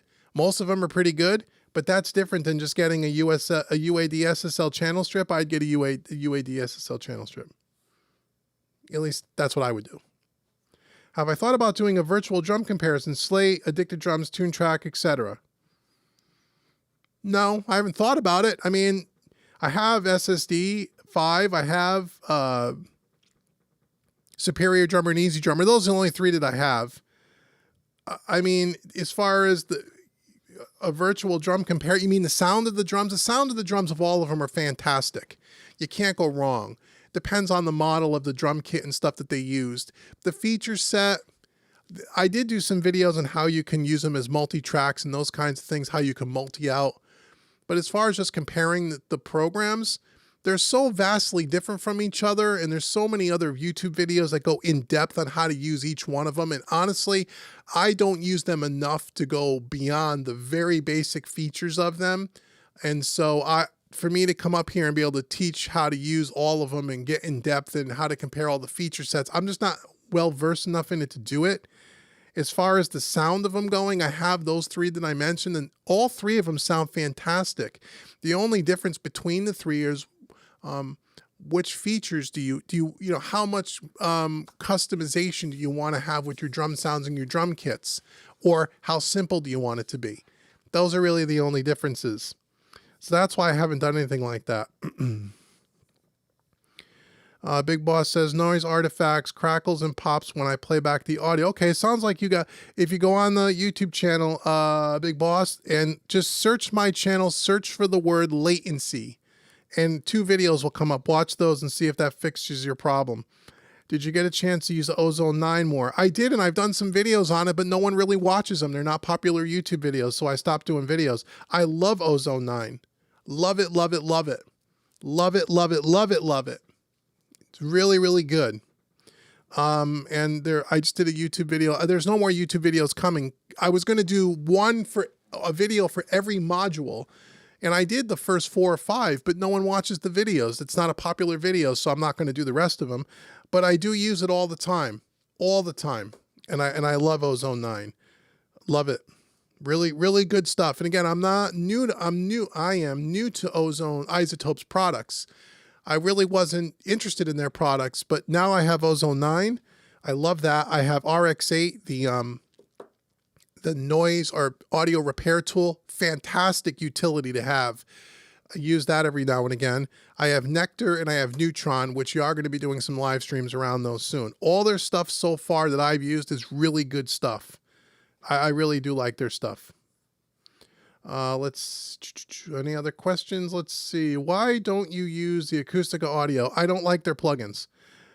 I know a lot of people like them. I've been to their website, played around with them. I'm not a fan of them. I'm just not. I haven't heard a plugin yet that I went, yeah, I wouldn't buy it. But that's just me. And a lot of people have asked me about it, and I've gone to their website. I've gotten their plugins. I tried to do some YouTube videos on them. I just don't like their plugins. And I'm not going to do their plugins and then bash them and say how much I hate them on a YouTube video. I wouldn't do that. That's just not cool. But so I'm just not a fan of them. That's all. But I know a lot of people that love them. So again, whether you use a plugin by Acoustica Audio or whether you use that same plugin emulation by Wave Slate Digital Universal Audio or Plugin Alliance, if you know how to use the plugin and you know what you're doing, you can it'll work in your mix. It's just not my bag. Can't do cymbal swells on Slate and SSD5. Sounds like a machine gun. Oh, okay. Yeah, I don't use it enough to know that, but if you say that, I believe you. Open back headphones versus closed back for mixing and mastering. Well, typically open back, unless the closed backs are designed specifically for that. These happen to be. Usually you get a better representation of the low end on an open back set of headphones, but these particular headphones, as well as the Fairchild Spirits, which are another closed back design, are made for mixing. I like these closed backs, and I used to use open backs, and I like them a lot. The reason why I stopped using them is because, for one simple reason, which may have nothing to do with anything you guys are doing. I do a lot of, obviously you know this, I do lots of training videos and tutorials, and I am speaking into a vocal mic that's this far away from my ear. And when I had open back headphones, the audio would bleed into the vocal mic to the point where I had to trash some videos and redo things. So I went back to closed backs. That's why. But you can use either one, but more times than not, people will tell you open backs if the headphones weren't designed for mixing like these are. So I use both and I like both. How is the sound quality versus other mastering plugins? You mean Ozone 9? Ozone 9 it's not a sound quality thing. It's more the quality of the tools and the amount of mastering tools that are in that plugin suite. I think it's better than anything I've used personally, but I haven't used everything that's on the market. I think it sounds good. And the thing about the Ozone stuff that I like is that, if we're talking about Ozone again, their plugins are very subtle, and that's what mastering is. It's subtle. It's supposed to be subtle. I don't hear any really weird hyped things. I think it's clean, they're easy to use, and they're just done well. But I haven't used every mastering plugin on the market, so thank you, David. Great video. Thank you, man. Thank you. How do you personally back up your projects? Do you use an NAS system? I just have a RAID system. So, and again, I did a video of this on the YouTube channel about a year or so ago. It's the same system. Basically, I have an SSD drive, an external SSD drive plugged into my computer, which I work all my sessions off of, and then that backs up to a RAID system, 2 drives that are mirrored. So it backs up in 2 different places instantly. And then I also back everything up to the cloud. So I have everything in 3 places. That's how I do it. It's not real complicated. It's pretty simple for me. Let's see. Anything else? We're going in circles. Let's see. Maybe not. Computer specs. My computer specs is an iMac Pro, 64 gigs of RAM with an 8-core processor. It's overkill for audio. It's really made more for video. Okay, couldn't resist doing it. Okay, let's see. I have a Billy Preston song. Okay. Okay, any more questions? Come on. I was thinking of getting a FabFilter Pro Q, but I already own the Neutron. What is your opinion between the two? Either one's fine. I have the FabFilter Pro Q. I like it. The Neutron it's fine. Either one. Do I have one preference over another? If you already have one, no, there's no real advantage. There may be certain features in one over the other because I know the FabFilter, especially if you get the Pro Q3, has some different features. Maybe then already is in Neutron, you'd have to compare them feature for feature and see if one has a specific feature that you need or want that isn't in the other.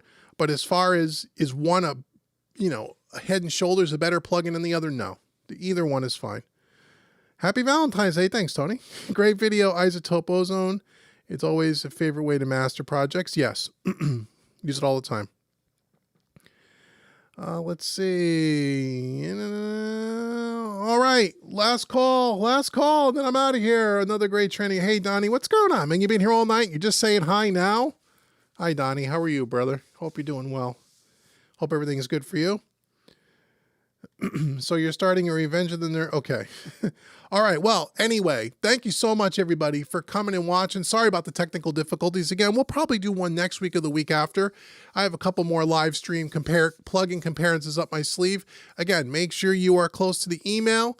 Make sure that the email that you got tonight for this live stream, there is a special deal on a course at the bottom of that email. Go check that out. And I will see you guys very, very soon. If you need anything along the way, you can always hit me up with an email. I'll see you guys next time. Bye, everybody.